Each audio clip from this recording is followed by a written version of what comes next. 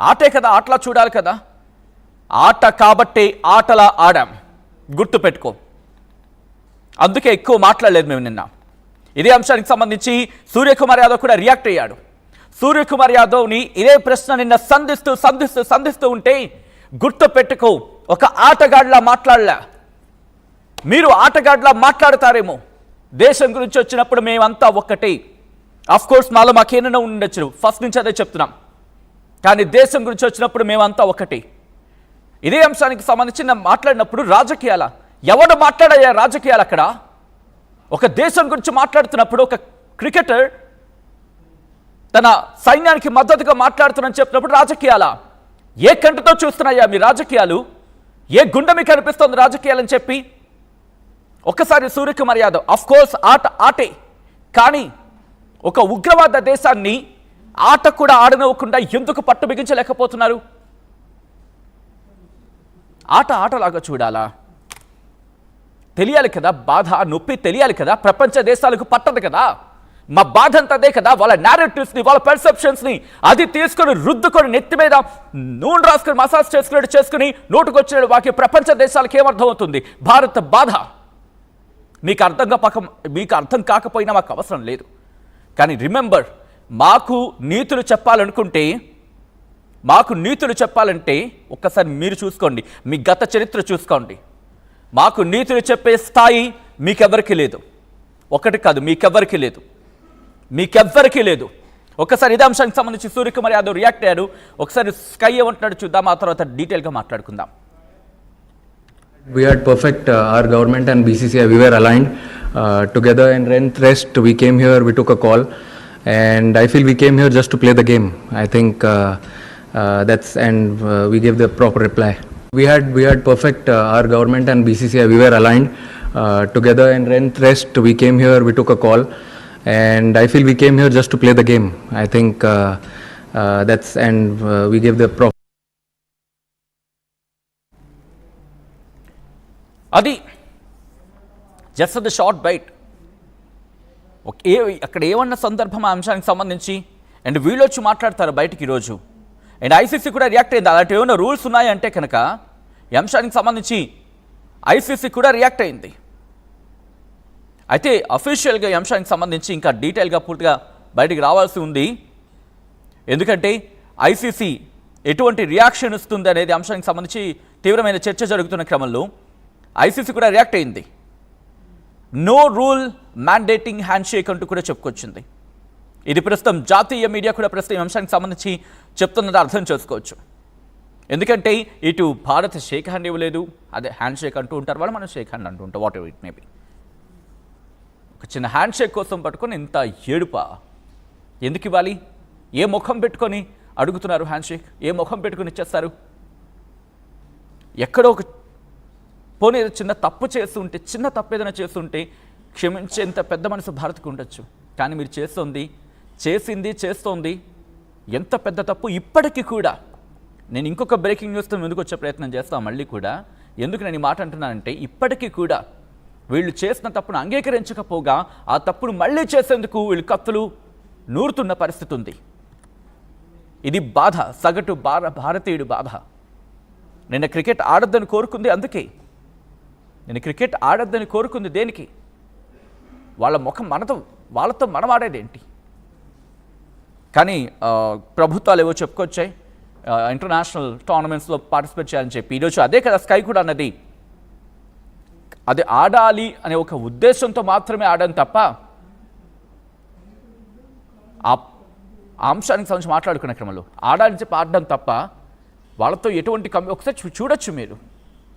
నిన్న జరుగుతున్న క్రమంలో కూడా, మ్యాచ్ జరుగుతున్న క్రమంలో కూడా ఎక్కడైనా భారత్ పాకిస్తాన్ అంటే ఒక మ్యాచ్కి ఒక హైప్ ఉండేది, ఒక ఉద్విగ్న వాతావరణం ఉండేది. కానీ అలాంటిది లేదు. నిన్న కసి అంతే. మ్యాచ్ చూడొద్దు అనుకున్న వాళ్ళు చూడలేదు, మ్యాచ్ చూసిన వాళ్ళు గెలవాలనుకున్నారు అంతే. సాధారణంగా భారత్ పాకిస్తాన్ మ్యాచ్ గెలిచిన తర్వాత సంబరాలు భారత్లో ఏ స్థాయిలో ఉంటాయి? ఎందుకంటే బాధతో నిండిపోయిన గుండెకి ఆ విజయం ఒకటే అందు కదా భారత క్రికెట్ టీం కూడా. ఇది మన ఫోర్సెస్కి, మన ఆర్మ్డ్ ఫోర్సెస్కి డెడికేట్ చేయడం జరుగుతుందని చెప్పి యాక్సెప్ట్ చేయలేమా? అండ్ ఆ బాధ అర్థం కాదా మీకు ఇది? దాంతోపాటు ఇప్పుడు ఆట గురించి ప్రస్తావిస్తాడు షాయిబ్ అఖ్తర్ లాంటి వాళ్ళు. మరి అదే షాహిద్ అఫ్రిదీకి సంబంధించి ఎందుకు సమాధానం చెప్పలేకపోయారు? మరి ముఖ్యంగా ఇప్పుడు ఒక చర్చ జరుగుతోంది. ఏమని? నో షేక్ హ్యాండ్ షేక్ వెనకాల గౌతమ్ గంభీర్ ఉన్నాడా? ఈ అంశానికి సంబంధించి చర్చ జరుగుతోంది. ఎందుకంటే హెడ్ కోచ్గా ఉన్నాడు గౌతమ్ గంభీర్. సోషల్ మీడియాని పక్కన పెట్టండి, మీ పని మీరు చేసుకోండి, ఇండియా కోసం ఆడమే, పహల్గామ్ అటాక్ను మర్చిపోద్దు, ఎవరితోనూ హ్యాండ్ షేక్ చేయొద్దు, మైదానంలో మీ బెస్ట్ ఇవ్వండి అని మ్యాచ్కి ముందు ఆటగాళ్లకు ఒక క్లియర్ డైరెక్షన్స్ ఇచ్చాడంటూ కూడా ఇప్పుడు పెద్ద ఎత్తున చర్చ జరుగుతున్న క్రమం.